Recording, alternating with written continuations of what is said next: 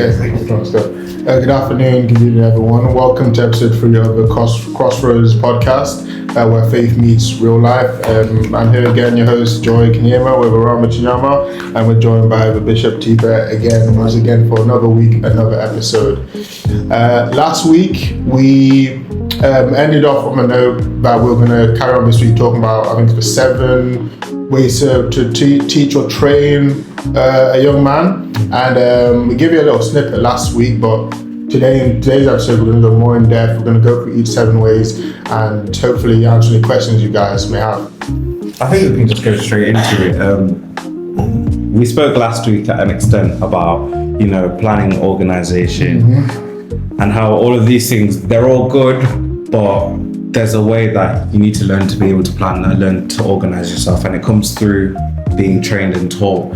So I think first we'll just give you the opportunity to tell us about the 7 ways that you can train a young person.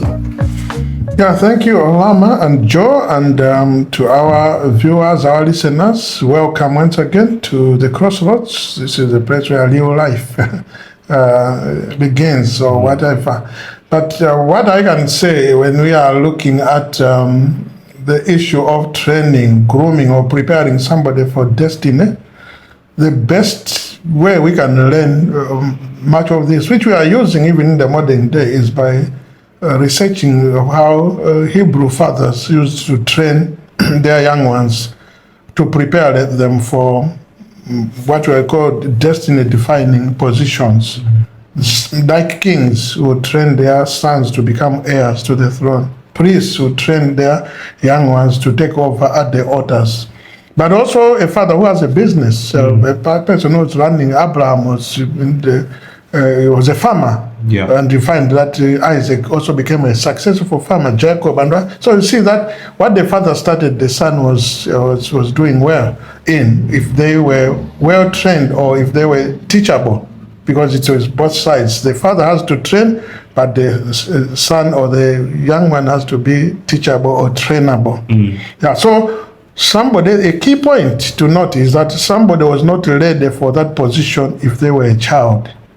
They needed to grow to be called a son or a mature person. And that process, even our Lord Jesus Christ had to pass through. That's why Galatians 4 says, just like tutors, fathers do not give their sons such positions of a responsible person, but they put them under tutors and governors who are like trainers, mentors, that will train that child in the father's line of business, or what the father does best, or what the father is happy for the child to be trained in, before the father can call him, son, now you are ready to take over from me, or for me to bless you and have your own inheritance or property. So it was the same with Jesus. The Bible says, at the appointed time, the Father sent forth his Son, who was heir to the throne, or who became heir to what God wanted to establish on earth. So there are 7 key words in the Jewish, which we are just translating into English, that sometimes we just use them as one, but they've got different meanings of how you can groom somebody as your successor, or to get to a successful position in this life. So we use words like teaching, training, tutoring. These are not the same when you come from the Hebrew language. Instruction, counseling, mentoring, and what have you. All these are words that mean something. So let's try, I'll just mention them quickly, one by one, which we call, it's called 7 ways of training reliable kingdom sons. But in this particular case, we are talking of business people. We are talking of marketplace people. We are talking of maybe people who go into learning institutions, any type of business errand in this world. The generation that we are dealing with, Gen Z, is diverse. It goes into various categories of life. So the grooming of a successful manager, supervisor, leader, ruler, king, president, prime minister, queen of tomorrow is very important from the old generation or the passing generation. So we look at these 7 ways: teaching, training, instructing, mentoring, coaching, counseling and tutoring. So coming from the biblical angle, from the Hebrew, where we see that when we speak about teaching, let's use the word youths or young ones. Teaching youths in their language is more or less like giving them the information that they will need when they go into the working field, when they mature, when they graduate, when they are married, and what have you. Now, if we talk of teaching, we are looking at various areas that come into teaching, disciplines and what have you. But we'll go into those other areas later on. We train. Training is to give or impart godly ways, the right ways, the perfect ways of a father to a son. So if a father has been successful, he is just imparting the means, the ways that caused him to be successful in this life. In Proverbs 22 verse 6 says, train a child in the way that they should go, because when they grow up, they will not depart from that way. And in 1 Corinthians 4 verse 17, Apostle Paul was bragging about his one of his reliable sons, Timothy, that he had known his father's way in Christ. The father there is Apostle Paul. So he had been trained to know what made the great Apostle Paul succeed. So it's a father imparting his successful methods, ways that he was using to the next generation. That's what is training. Mentoring in the Hebrew language is like teaching your son or the upcoming generation the fear of the Lord. So this father has succeeded because he fears God, he reveres God, he refrains from doing certain things. The Bible says, I think in Job 28, that the fear of the Lord is to depart from evil. So the father had to cut certain things. He had to refrain from doing certain things for him to succeed. So mentoring, you tell the person the do's and don'ts that helped you to get to where you reached. That's what mentoring is about. Coaching, we know, we have all said over and over here about football teams and this and things that we know. Coach, who is a coach? A coach, yes, he's a trainer, but he's somebody who gives you systems and structures that will cause you to do well. You see, teams, the difference between one team and that is the coach. The successful teams have brought in somebody who can teach the players a certain system that will cause them to work together and achieve what they could not achieve. Similarly, when teams are not doing it, people remove because they say, later another one come. I wanted to give an example, but I know people will be saying, but you've seen it yourself. The change of coach. Sometimes they just overnight, it's the same guys. These guys, they went to throw a whole tournament that AFCON, not scoring, but here come under new coach from nowhere. The person we were not counting, but his systems and structures. So these are very much, so in those days, the kingdom wars, you know, the Philistines, they fight like this. So you teach your children, say, you don't just go and attack. No, you wait. So those are what are called systems and structures that will win you kingdom way, to work in a structured way, to operate with a set structure so that you can prevail. Counsel, you are studying law yourself, because counsel is like the information you give somebody for them to have a legal view that will help them not to break the law. So you know this is against the law. So you are telling them that go back to the records, go back to what has been put in that section.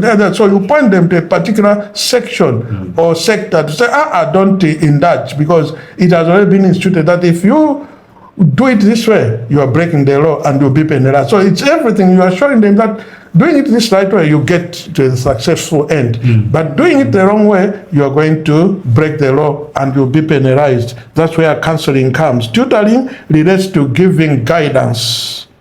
That one day will take somebody to a good position, to a successful position, to an authoritative position, to a leadership position. That's what tutoring is. So these are the 7 ways that kingdom sons were trained in order to succeed in this life. So let me say one thing, which maybe today we can apply, but differently. Successful fathers were training their kingdom sons in this way to succeed through what were called kingdom wars, the wilderness, and work. 3 things: work, wars, and the wilderness. Work today can be You are in the working field. You are employed. You are working, or you have a company.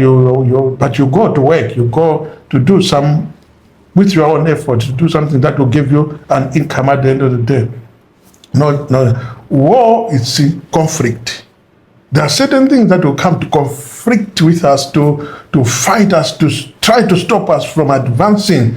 There are certain antagonisms that will, but in those, when you know how to handle yourself and how to fight, how to position yourself to fend those off or away from you, the strategies that you are taught, it helps you to win the war or win the struggle that you may be going through. Wilderness is just a testing place. It's a place where you are going somewhere, but you succeed at the end of the day. But it doesn't mean that it's easy come, easy go. There are things that will try you, try your patience, try your agility to perform, to do well. So we cannot run away from this thing. Even in our present day generation, there are wilderness routes we will pass through. There are wars we will fight. There's work to be done. But in all those, we need mentoring, tutoring, counseling. That's what is a stage that takes us to get to the place where now we can fight, we can work, and we can wade our way through to the promised land. So in summary form, let me start that way, introducing it, then we can digest and whatever. But I just wanted to put it properly on record so that as we go ahead, we can use this information and look at it critically and look at certain things that we need to enlighten ourselves and this generation as to what we are missing or what we need to put in when we want to be successful or we want to be leaders to rule the way. In the Bible, it used to talk of kings and priests, but here we are applying that as going into your destined line to get to a place where you are ruling, you are succeeding, you are prevailing, you are doing well. You have mastered that area and you are an authority in that area because you have learned a certain discipline that you were given. That's why we go to school. That's why we stay under trainers. That's why we are guided. And some friends are just good at giving you the right advice. Yeah, so it's not only that you get that from elderly people, old age people, gray-haired people. No, sometimes it's even amongst yourselves. There are some people who are good at giving friends good counsel. But there are others who may give you wrong counsel, or sometimes you may give each other wrong counsel, and you say, but we got it wrong. Why can't we correct it? So you now look at what are the right ways that people follow to succeed. Look at people who have succeeded. Let's follow, I think, the example that others also used, and then you get better and you get back online. Maybe let me stop there as the introductory part so that you ask questions, you give your comments and what have you as we go around. Okay, I think there's a few questions out in my mind, but one which I think you just covered now, what I was going to say, I think an approach I like to take in life is if I need an answer on something or a situation, I'll take advice or counsel from as many places as I can, and I tend to just pick, good pieces from this person, bad person, because like I said, not all counsel is bad, not all counsel is good at the same time. So I just try and I think that takes like discernment or wisdom to take, okay, that's a good point that person made. This is also a good point that this other person made. I try to build, okay, what should I do now, depending on what I've taken from each and every place, because people give different perspectives and different analogies, and I just try and pick the best out of all. That's what I try and do when I take it. How do you feel about that? Yeah, Apostle Paul said that you may have many counselors, instructors, actually. So one of the ways is instruction, which is just giving somebody a piece of advice or what have you. So he says, you may have 10,000 counselors, but there's one father. So what does that mean? Counsel is very good when it is the right type of counsel. But you see, you have also seen there's a wrong type of counsel. In the Bible, there's so many types of counsel. We speak about the counsel of Samuel, or the counsel of Eli to Samuel when he was even growing old and dim. The counsel of Ahithophel. At first it was good to David, but when Absalom took over, he got the wrong counsel from the same Ahithophel. So you are right that you have to sift, you have to digest and say, for us as Christians, we sift it using the word of God. Does it line up the word of God? The will of God. We speak about what God has purpose for my life. It's like Joe, you are in the computer analyst business, or am I on the other side? there's something that somebody can give you as a piece of advice, and with the line of training that you got, this does not align properly, so I can't go this way. But I think what Charles also said is good. So he said, though you have many 10,000 counselors, but yet one father. So there's the one mother piece of information that but this is vital, or this I can't run away from. As for a believer, I said, but I can't do things outside the word of God in general. But counsel is important because it puts you on the right lane if it is good and whatever. So it's good also to go to counselors authorities and good counselors in a particular area and field. Yes, there are certain things that you may receive a lot of counsel from. I can give you an example. When a young man or young woman wants to get married, or is looking at their future and is trying to get insight about maybe what is required, what is needed, or how to, even if you are in courtship or you're not in courtship, you're still just trying to figure out things and try to understand certain things that are questionable in your mind. At that stage, there are so many people who are married you meet. At that time, you've got so many uncles. At that stage, you may, in Africa, almost every uncle comes from the village, ask you, brother, when are we expecting you? Oh, sister, when? They will be putting pressure on you. And when you tell them, no, I'm okay. Oh, I have a friend. Oh, I'm waiting upon the road. So you receive all sorts of counsel. But the counsel that suits you, that fits you, that gives you peace, that you are comfortable with. There's certain counsel you may not be comfortable with because maybe you are getting things wrong. Like the word of God, sometimes when it is coming to us, it is like it's attacking us, but at the same time, it's going to make us better. It's like medicine. It comes to you, and at first it feels pain, then later on things get well. So as a young, maturing, dynamic person, what counsel is really. This is sound counsel. This is good advice. This has helped many. So you sift. Inside your heart, there has to be a place where you know that this is resonating with what I want to do. Certain things you still have to make a decision. Because a person can just give you counsel, but they cannot point you at what poison you on your own you can pick, or yourself. No. Though I was told this tastes well, but I like this type of yogurt. Somebody say, I like the natural yogurt.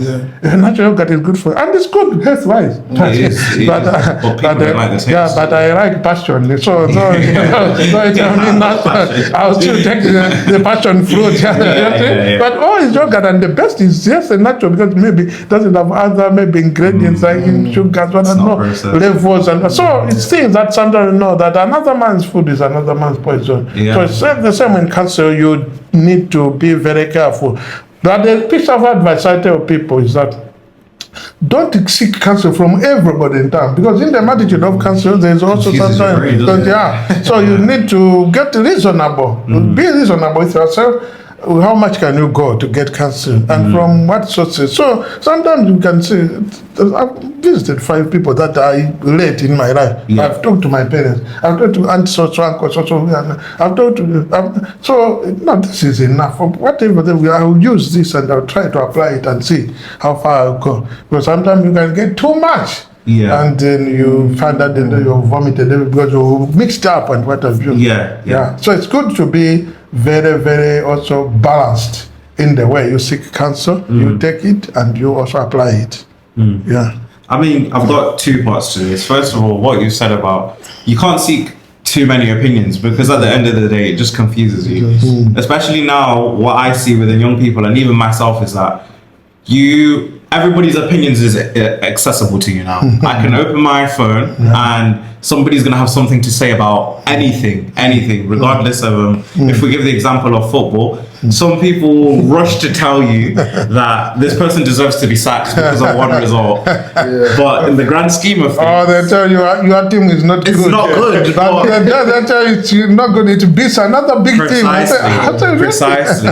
But then you also have to think about how those players seeing it now. They go online and now they see you're either not good at football anymore. Your coach needs to go. This person is terrible. The referee was this, and so many things come to cloud your judgment that you can't even think straight. I think, especially in this generation, they haven't been given the opportunity to think for themselves. The minute that they picked up one of these cellular devices, it's like That's it. It's a constant wave of information. So I'd say, how would you navigate that, assuming you are like part of this time where we've all grown up around phones, technology, and information is readily available to you. Like, we were never supposed to know these many things all at once. So how would you combat that, especially to now have sound counsel? You know, the way God created man, we are a free choice agent as men. He created us and gave us so many opportunities in life, but also gave us the willpower of choice. That's why he said, I show you the ways. You should go to the right, the blessings, life, we go to the left. So choose life that you and your children may live. In the Garden of Eden, the same thing, man was told, here is everything for you except that and what have you. Now, this is a very good question you've asked. A good example we have today is that I have a son, now married. I've trained them, I've counseled them, coached them, tutored them, and what have you. But I can't train them further than what I was showing them when they were a son under me. And even give them maybe a piece of advice today where it's needed.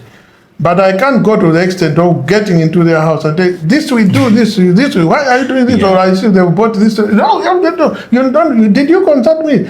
Even counsel sometimes can become demonic because I'm giving what is called unwarranted influence over somebody who is now in an independent territory. This is a mature person. So you guys in certain countries, maybe here in the Western world, reach a stage where you are told that you are on your own or you are mature enough to make your decision. I can call the bank to say, I'm calling on behalf of my son. How old is he? Oh, he's 24. Oh, yeah, but it's me who is paying his fees. That will say, no. Even if you are paying their fees, let them call on their own because they are supposed to make their own decisions independent and what have you. Now, what I'm saying is that even in counsel, when you give it, you need to give the person the free will mind where they should know what is best for them. Yes, of course, unless somebody they are mentally incapacitated or what have you, then you can try to do things for them. But the person who has a sound mind is expected to apply counsel lightly or in the way that will work for them. Sometimes somebody may not apply in the way that you felt would suit you as a counselor. I'll be comfortable with this. No, when we counsel, we should not be saying, I'll be comfortable if you do this. Sometimes the person may not be comfortable with the way you are thinking you will be comfortable with. They will be comfortable with an option or an opinion of their own, and it works for them. And when you go and say, that's where we say as counselors, as long as you are happy, I am happy. You see? So there are certain things and certain decisions. Me as a counselor, me as a father, should get to a person, but I think he's happy with this. He's happy with this job. That's why I gave the example last time that it's not my profession. It's not what I enjoy. It's not my team. It's not my cup of tea that you, as my son or my mentee, I'm mentoring you. You have to take that because you see, one of the ways there is mentoring. You mentor somebody after your kind, after what you have also experienced, but you are just giving them tips in life. You leave them to form their own opinion and the thing that can work for them in that setup. So you don't go and overrule them or outrule them to do it in the way that's comfortable to you. Leave them to form the opinion that works best for them. And as long as the person is happy, I should be happy for them and what have you. So to me, it's a practical area that we get to a place where somebody has matured. Say somebody has gone through the training, somebody is a mature age, of a mature age. Yes, you can come and just give maybe your opinion or your advice, but they will have to decide. They are their own decider.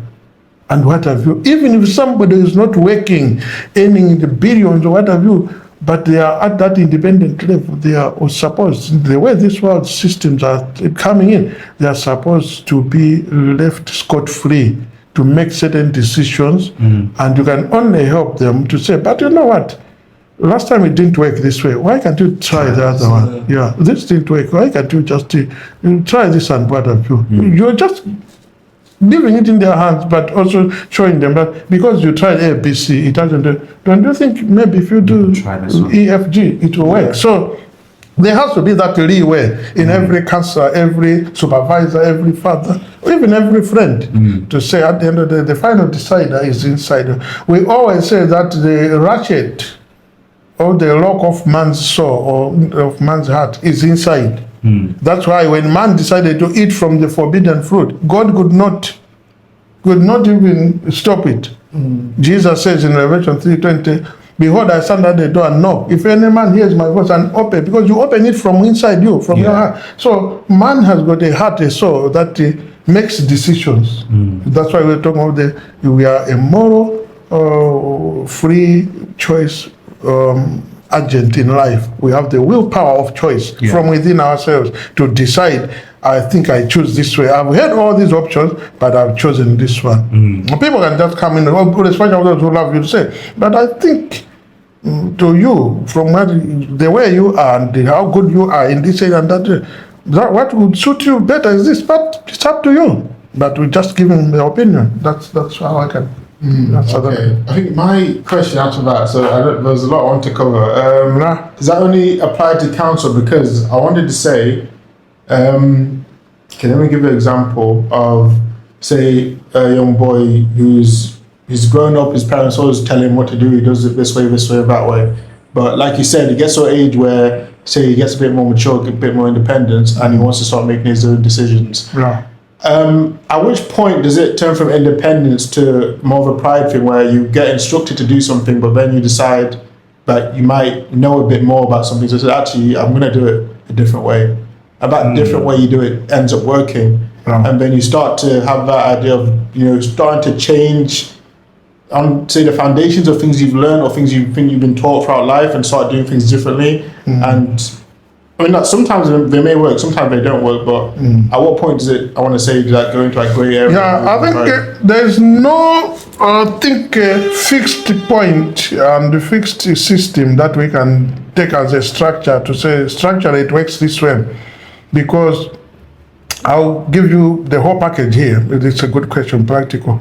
Number one, what we must know is that sometimes certain things relating to the counsel, the training, the tutoring, mentoring, coaching, relates with the culture of the particular people where they are. Some cultural practices can keep you under that tutorship we are talking about for as long as you are in somebody's house. So this is not just parents. You can stay with a brother, an uncle, and aunt who tell, as long as you are in my house, this is the way we do things. Have you seen? Have you heard that? You watch Nollywood or other place? They will tell you that you are taking my bread and water here. I'm the one responsible, so I have to determine. They even tell you who to marry. And you are like a prisoner because you are in somebody's house. But you see, that's a cultural thing. But let me be practical, as I've said always. In my case, I think independence came the moment I moved out of my father's house to go to secondary school. When I just finished primary school, went to secondary school, but I went to a secondary school that was far away from home, boarding secondary school, where I was staying for 3-4 months without meeting my parents. That time we didn't have cell phones. Even these ground phones, you can only get it in the headmaster's office or what have you, but you can't phone home or phone unless there's an emergency or the school phone for you. We were receiving letters from friends and from family which were coming and were announced on one hall after we finished our lessons. A few days in the week, maybe Mondays, Wednesdays, Fridays. So if you haven't received any mail that week, you were cut from the outside world. That's right. And sometimes you are waiting for your father to send you a telegram where there is money that you go to the post office on a Saturday when you have the outing. But otherwise you are just staying there. So that taught me responsibility. I'd never known to be making my own bed, but when I went there, I have to make my own bed. The food there is what the school provides you. Not the best of food, but you have to eat. Eat that. Bathing, maybe we're not bathing every day because water was not available all the time, but also it was a cold area that you had to do what we're calling passport size, just to take water in a bowl and just the face, and as long as you can do it and you brush your teeth and also make your hair and what have you. So you brush your hair and then you go into class. So when I went back home, I was second born in our family. I was maybe outgrowing myself to the extent that the independence I had to make decisions and to also do things on my own budget for my life, it just came in quickly because I was far away, and I was younger to somebody in the house, but I think I'd attained an independence faster maybe than everybody in the house, because of the fact that I'm now in my own territory where I have to manage with the meager resources I have, but also in a restricted area, more restricted than home. Yeah. Okay. To some people, that independence comes when they maybe go to the uni. That's their first experience, especially here in the Western world. To some, that independence comes when they move out of the parents' house or the guardian's house now to start their own life work-wise or further tertiary training and what have you, or go to marry or whatever, or get married. So you can see that I think to some it is when they start working. When somebody starts work, the economic power, the power to purchase things on your own, make your own budget, even though you are staying with parents, but there you are. And in this country, in the United Kingdom, it's an age. When you get to a certain age, so at 16, you are free to do this thing on your own. At 18, you are now a mature person. So it now becomes geopolitical in the area where you are located, and the politics, the constitution. So you can see there are so many factors that they come in. But what we can say as an underlying fact is that there's a stage at which somebody matures to do things their own way, using the training, the counseling, the coaching they've gotten, which they know can apply or applies better in that situation, in their own way of making decisions independently, which are good for them in all these areas we've mentioned. So there may not be a clear-cut blueprint of a stage, but you see there are various underlying factors like we've mentioned. But however, it gets to a place one day somebody has to be released to be that independent or to make those independent decisions. Wait, so what age do you usually go to boarding school in Malawi? When I was going to secondary school, that time I was at maybe about 15.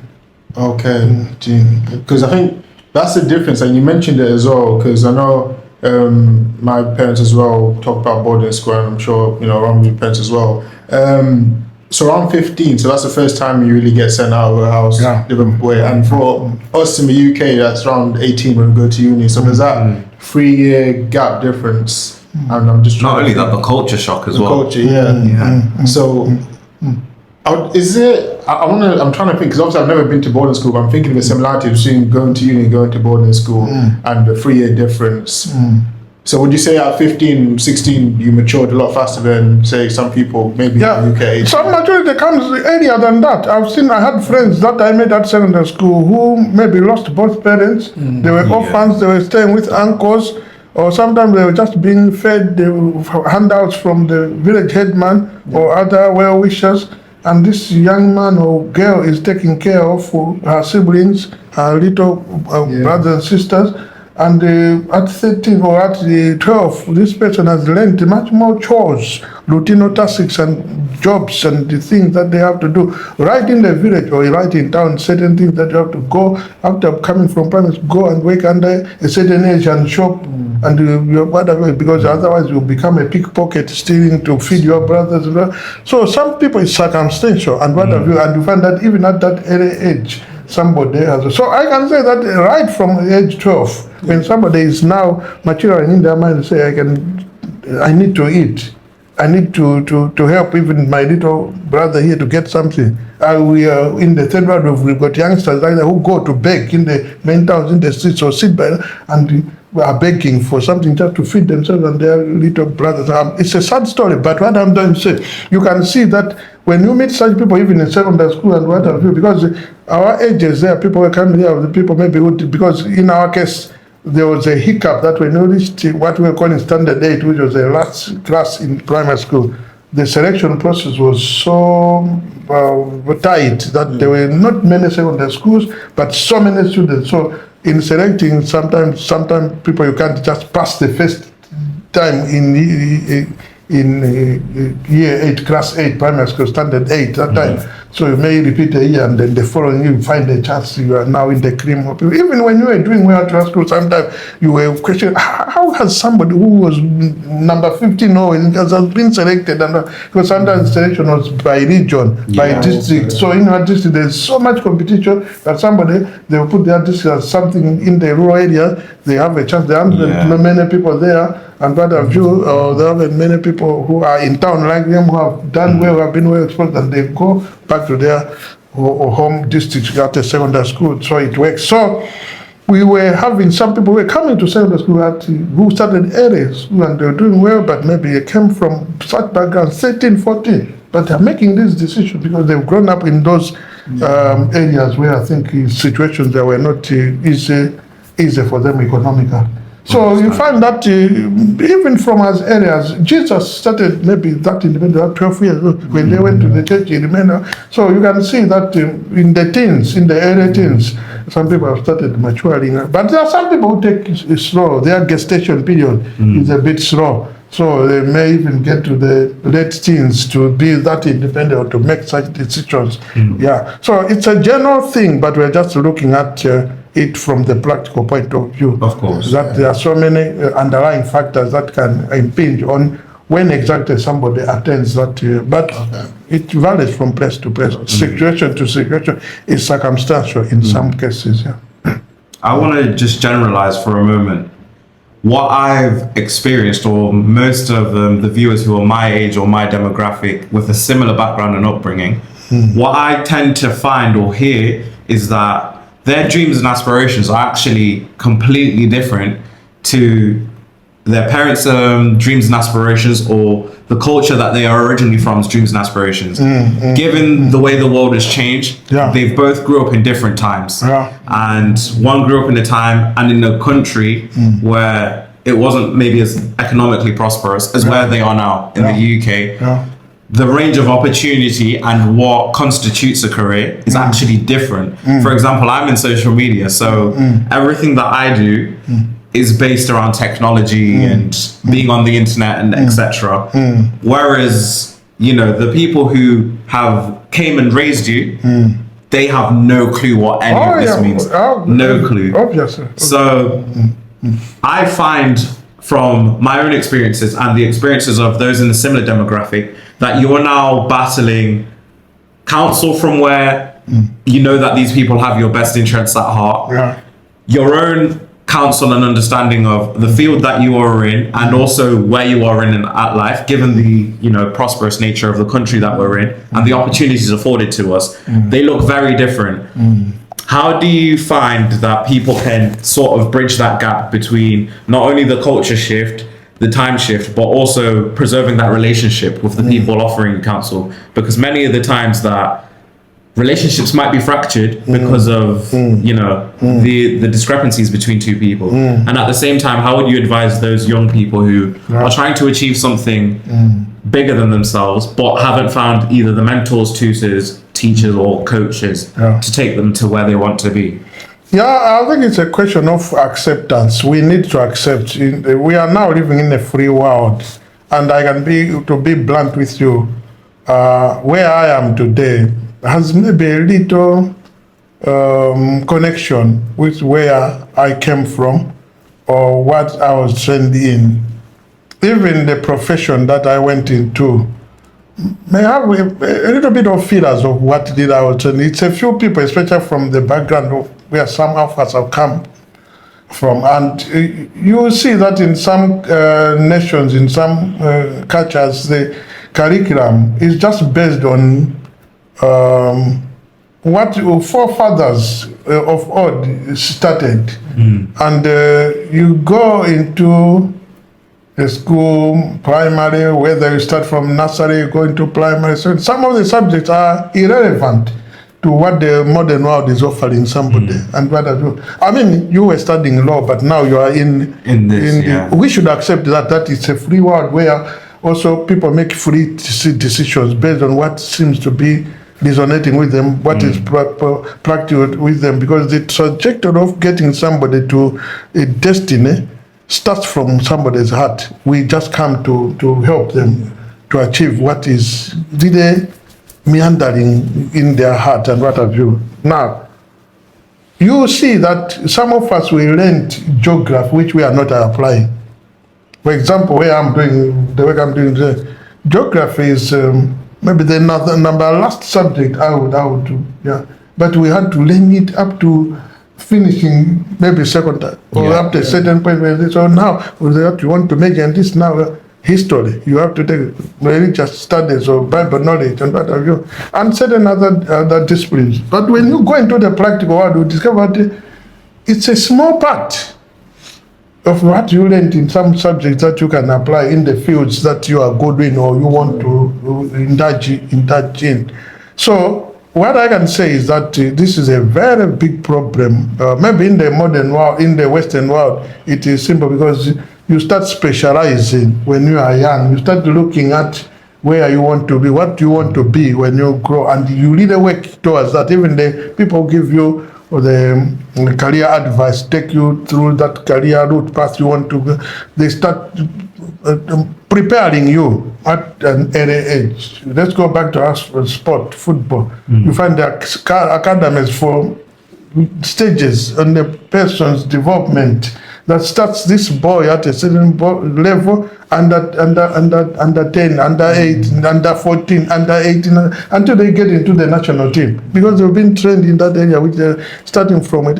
But some of us, where we came from, and many people in their cultures, in their nations, the way the politics and the syllabuses in the Ministry of Education are set up, it's just that we are following certain syllabuses that the forefathers of the traditional fathers or what have you set up some time back, and it doesn't prepare you for many career paths. And as a result, people struggle, not because there's just general unemployment, but because also the skills they possess will require somebody from an outside country to come and supervise them, come and teach them, or come and lead, or they don't have the expertise in those areas and what have you. So there's a problem already there in the way the curriculum is developed and what we hind you on. That's why you find in certain countries a primary school pupil can do what a university student or undergraduate cannot manage to do, even after you have achieved, you are going through that high tertiary education level. While in some nations, a primary school student is learning production of certain things, and here you are memorizing verses of proverbs, African proverbs. It's good morally to know that if you behave in this way, but your friends are learning modern technology, because that's the modern world. That's where you are going to. When you finish there, when you go, but those proverbs and the cultural practices, sometimes we learn even political science, which is good. It's good when you go into legal work, administration, and other things. But not everybody in that class is going to go into that area and what have you. So maybe if we can start maybe diversifying at an age so that people could see where they are going and what have you. So I'm just giving an example at where we are coming. But now, maybe we should say, thank God that we are living in a free and diverse world where people are not necessarily glued to what they learned or they were scoring best in the results, but they have a heart to say, if I can do this, if I can just get into this field, my heart is so there are opportunities also to go for further training, but it helps when you started a bit early because you're just continuing. But I've moved from this stage, I've learned this and what have you. But we have also seen people at a very advanced age to say, what I trained in was this, but I'm now going back to the uni, or I'm going back to a technical college to learn another skill, because I think I can flow better in this. So it's a free world now, and but you don't grow yourself to an area that somebody say you have to be here or what have you. Sometimes make it, especially I encourage young people, there's still more land to be possessed. So don't be in a hurry to say, my friend Joe has now graduated, he's now a computer analyst at this company. Now no, you can go and train yourself in a certain area, and when you start doing well, you even do well in life and what have you. So there's nothing that you are losing. Don't compare yourself because you are the same way we should be moving to. Prepare your ground properly, because maybe your friend chose an area that he prepared for a long time, or he chose rightly, but in your case maybe the decision was maybe just impromptu or what have you, or maybe you were basing it on what you have learned or what you are good at in class, but you feel practically you can do better in another area. So in a free world, you should do. So even parents, guardians, and should leave these people to say, but if you are good in that area and you are feeling comfortable, why not? And there's employment in that area, as long as you get something to do in life. I'd say it all ties back to the relationships, though, especially now as young people. I think they don't know where to go and get good counsel, good coaching, because you don't know the intentions of certain teachers around you or coaches around you, which means that they're not asking anything at all. And the worst place to be is the same place you were yesterday. So as somebody who has had to give people teaching, counselling, and even myself and Joy have collected counsel from you as well, how would you say like your responsibility lies when you are counseling somebody?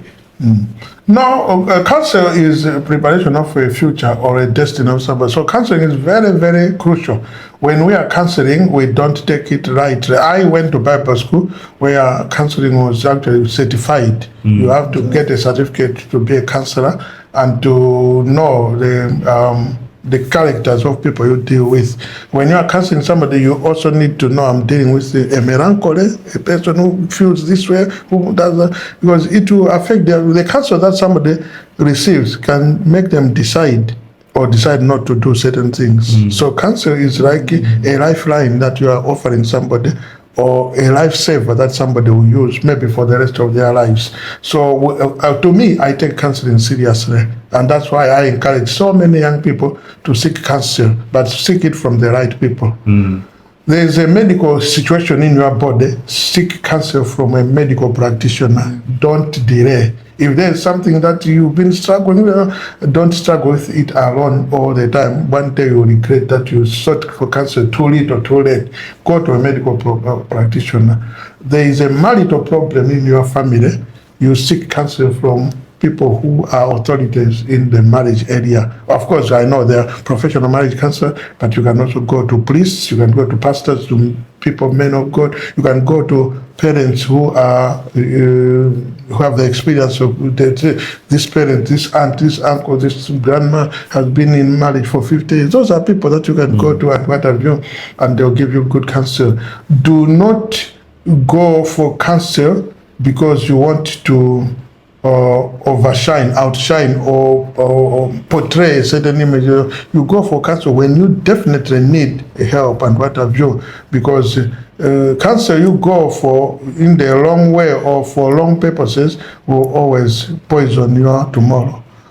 There's counsel that can poison you, especially when you go to somebody who is also bitter, who also has their own problems, or who can just side with you. I've seen people who have said, you know what, if I go to him, he will rebuke me. If I go to him, she will, that one can tell me off. That one, no, they will tell me, they will take me to the Bible. No, counsel is for your own good. Whether it is coming from the Bible, from a medical practitioner, from an experienced person, even from your own boss, manager, if they are an expert in that field, I'm struggling here, just go to the office.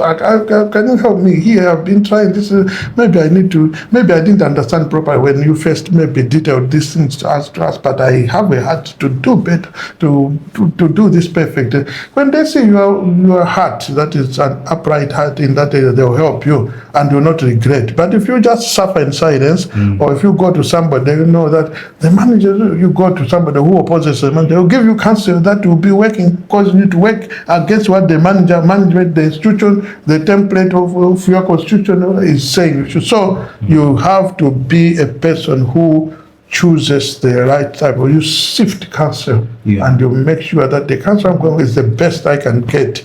And we counselors are also advised. That's why in a press agreement they certify you, because if something goes wrong with the counselee, they ask you who was the last person you spoke to. And when there's a case there, according to the state of what have you, they'll go to the counselor and they say, we have it on record, this person left this note, or this person is in custody. The last person they spoke to was you. And you told them, when you go home, when he's about to come up just to sleep in a blanket with a knife, if they try to attack, just to threaten him, and it's on record. Did you say this? And what? So all those things can come back to haunt you.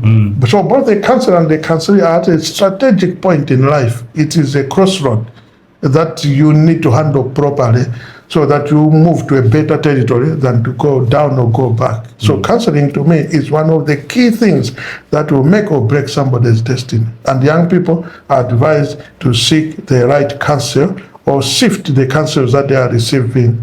People who counsel you, they will have time for you. People who counsel you will be open with you. People who counsel with you will speak from their heart. They will even give you vivid examples of where they got it wrong or how they came out of a certain trap in this life. So it's a very vital area. It's a very vital area that we can't just brush aside. Okay. I wanted to go back to something you said before Rama's question. You said, you talked about comparison, and I was just thinking, I think with young people nowadays, like on social media, you can compare your life to so many different people. And the thing is with social media is people will post their highlights, or, they're successful in this field, the relationship is successful, we're making money here, we're doing all sorts of things. And you see all of these people who, showing the highs of their life, and you can compare it to your life, and it can kind of, like you say, comparisons people joy. But I think a way I like to see things is, say if I'm comparing myself to somebody else, sometimes I see if this person's doing better than me in such and such area, I see that as motivation, and I can admire it and I aspire to be like that. But then I know some people can see those things and they can feel spite or jealousy. So do you think there are positives in comparison sometimes where you can look at somebody and admire or aspire to be like them as well? Just, what your thoughts on that? Yeah, I think we have to strike a balance. It's good to emulate the best. Yeah. But it's also good not to be a copycat of somebody's success. So there has to be a balance there. Emulate, even the Bible says, covet ye the best gifts, yet I show you a more excellent way. I think it's 1 Corinthians chapter number 12, the last verse. And then they start speaking about love. They were mentioning about the gifts of the Holy Spirit, but then start speaking about love. That you can have all these gifts, but without showing love, all these gifts are just a gong that is sounding, a cymbal that is making a lot of noise without bringing too much activity or results. So I've seen Joe is very successful. I've seen Oram is doing well in this area. I think as a young man, I'm aspiring to do well in life. Yeah. So I'll study the way they do their things. I'll maybe get closer and even ask questions. Maybe I'm trying to go into a different field, but I can maybe take tips from them. These are successful people. That's good coping to me. It's not just coping, but that's good.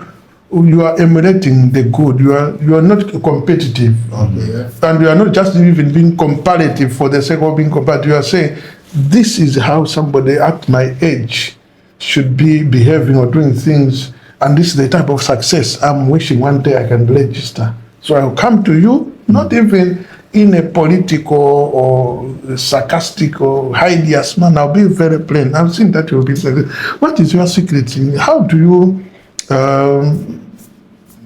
how is your day panned out? What time do you wake up? Your work ethic, it's just, it seems, do you sleep 24 hours and then you stay for the next 24 hours? Because you seem fresh all the time when you start working, you don't tire out. So the person is learning tips from you, and you give them those tips. So you say, how the way you work on the computer, what does you? The way you program these things and what does you? This is beyond maybe what we learned. How do you So they're finding out from the time that you take maybe to learn certain skills and what have you. And when they go home, in their particular field, they are trying to apply those tips and what have you. That is, to me, is very good. And even today, I know of successful ministers, they say, I learned this from Father so-so. I learned this from Pastor so-so. I learned this from minister so-so or from this church. And the good things. I have gone to certain churches and said, but this is the right way of collecting offering. I'm not talking of the system, but these are the right containers of putting your offering. I've learned it from somewhere. And I come and say, we went somewhere, we saw the offering is not just thrown in a plate or it's thrown in. We learned it from some other people. We will copied certain things that some people come to this. Where this idea?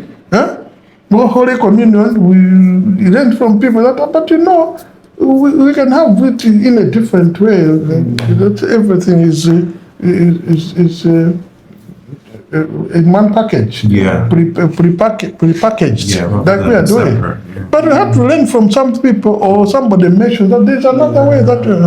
So you learn from the best, emulate the best, and apply it in the way that it can work for you.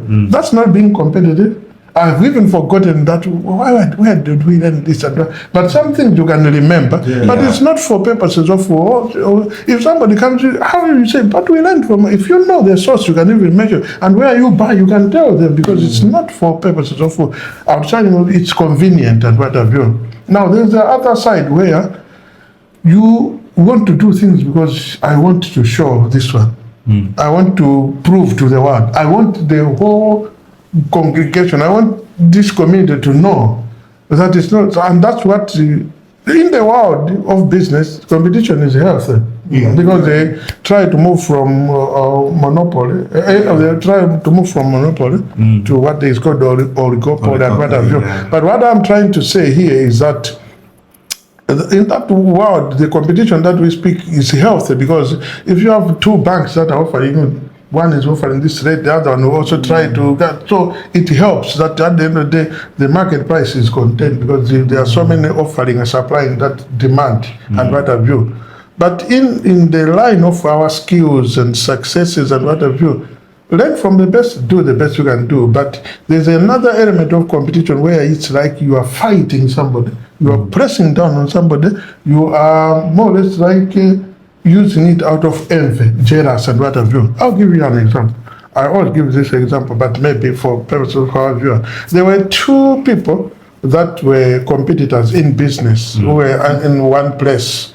One was on the other side of the road, this other one here. So every time this one brought this new product in their shop, the other one who hears about it, he sends his men, spies where they buy it, and he does the same because they were competing. So it was like tit for tat. If you buy this, if this one buys a Mercedes-Benz that's now direct, now he's moving, it's now driving a Mercedes. The other one also tomorrow goes for the latest and what have you. So it was that competition, which to me is not healthy because it was just like outwitting each other and what have you.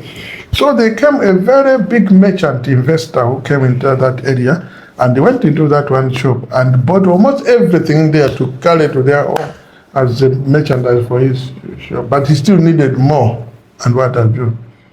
And then he was looking around town to say, where do I go and buy? So when he asked people, more or less the same stuff you bought there. Across the road, there's a competitor of this. They got all of stuff. And do you have, does he have enough? Almost everything that is there, or even the quantities, the hard bar, so you can go. So, but even that will not be enough for me.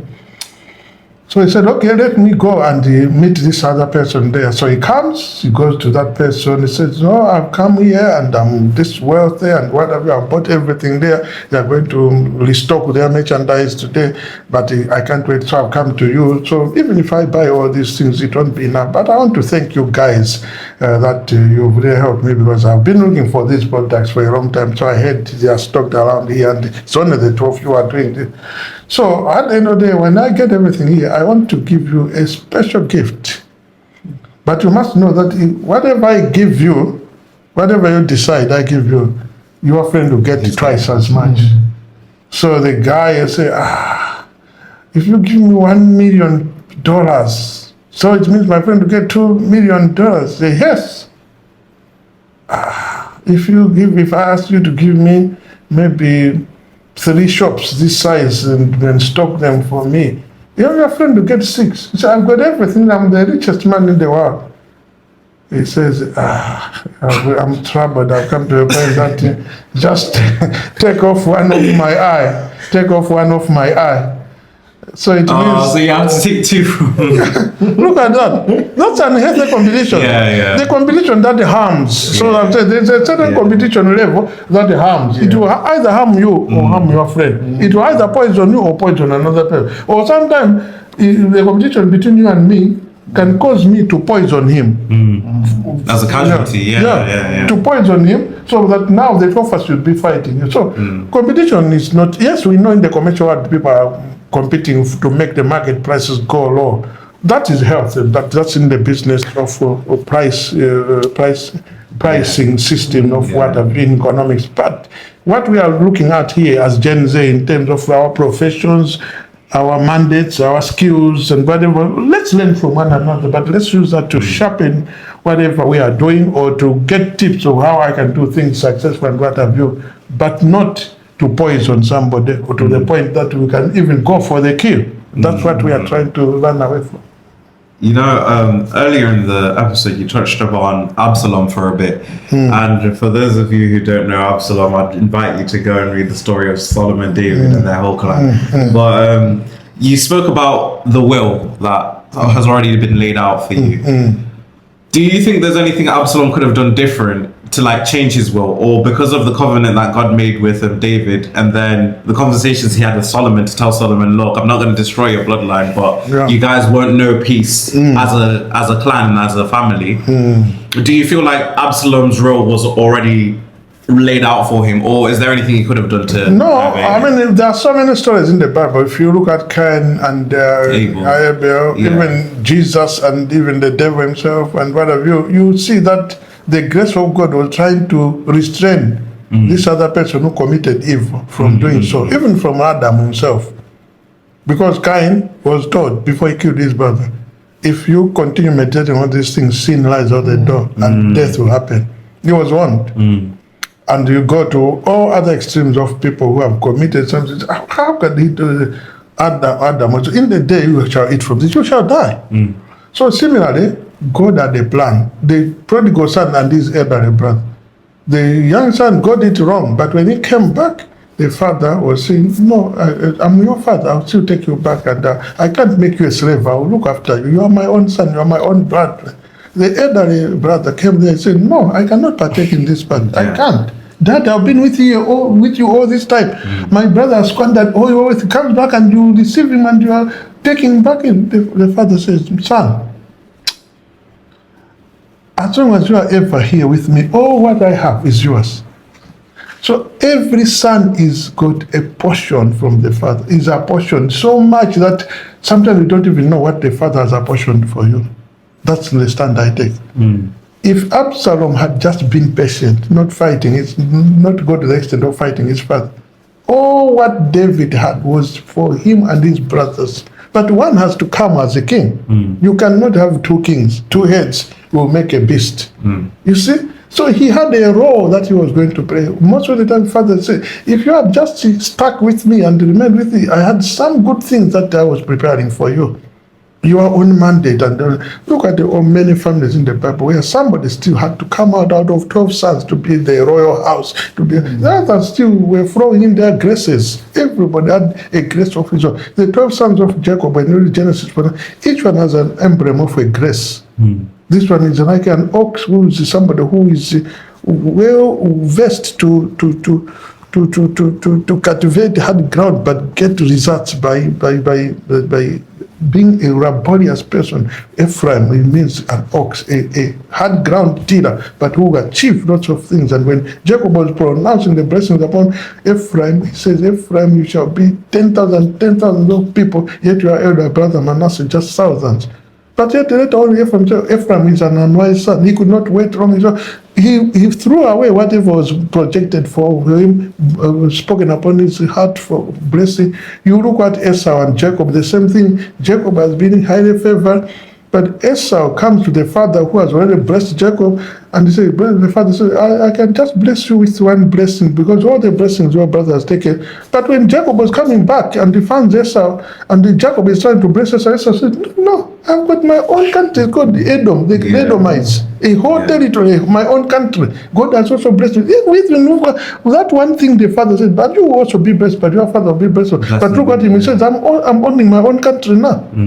Because he just stuck, he recoiled back and resolved to say, no, I'm not going to do any harm to my brother. I'll just accept the status quo.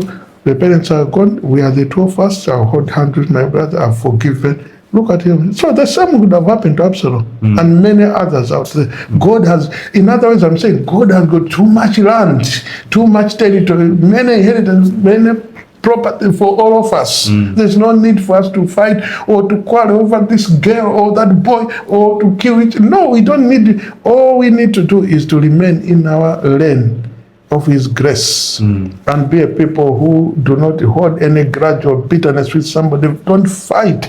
Let's not fight amongst ourselves. There's enough for each one of us in this world. That's it. Yeah, there are so many examples you can use, but that's how I can answer. So, Very, I'll be honest, I don't even know what I was next. I was just listening to her story and I'm thinking, but yeah, we've gone through a lot today actually. We've gone through a nice little journey. That's what I like as well. We go through a journey and we go from topic to topic. Okay, well, I think should we close out now? Yeah, 7 ways of training done. We've spoken about. So as we go throughout the year, we'll be looking at each one of them at times. There are others we just blushed aside. There's instruction, there's proper teaching, there's mentoring, tutoring, and all those other things. We've spoken a lot about counseling and also maybe training and but as we go, we'll be touching this. But the good thing is that we've just introduced them, and we'll be looking at this. These are principles and tenets of success in life. So it's not like we're just using that example that the Hebrew fathers were using, but in our day-to-day, you discover that what we are using here as delegation by management by delegation was a principle that Jethro, the father-in-law of Moses, taught Moses, and we are using it today. And not many people know that it started by a father-in-law from Midian who taught Moses that you destroy your own life by trying to minister and counsel all these people. The same counseling, but he was doing it wrong because he was counseling millions from morning alone up to. So he said, no, you need to dedicate, choose men, and that's why today we go to management school. So there's the Jethro principle. It's in the Bible. So there are all these things that we do in company. Oh, there's a counseling. It's also in the Bible. So it's not that we are just being spiritual, but we are saying these are all practical facets that fathers passed on to sons, or fathers-in-law passed on to sons-in-law, and they succeeded when they employed this. When Moses did that, he succeeded. His ministry, his church in the wilderness, his calling, his mandate was now successful because he had helpers, he had people with helping hands, delegation. It's one of the keys that we also need to. So even as we work as young people, we need to work with others. We need to spread our hands. We need to join hands with others of like faith or like career or what have you, rather than promote just competition. Sometimes we have just to unite. There are people who are in the business world from certain nations that help each other. Wherever they are, they work. When they have opened a shop here that is dealing in vehicle spare parts, a relative of them will open another that is doing with plumbing materials, and when they say, no, I have this gadget, you want it here? Oh no, don't scrape it, there's another shop. They are just pointing you to one of their neighbors or friends who come from the same region with them, because they spread out themselves around and they help each other. When they want to go to church to build their institutions, they put resources together, because they are yes, they may be in competition, but they are also in cooperation. They work as a unit, helping each other, subsidizing each other, complementing each other, and they will point you, go and buy from there and what have you. Yet it is maybe like one of their own, because they are working in a complementary way. So let's learn all those tricks and let's put them to full use. We'll succeed. Absolutely. Together we can achieve a lot. Yes, that's it. So the unity of the young generation is a powerful tool. That if we can put it into effect, we can do a lot. Yeah.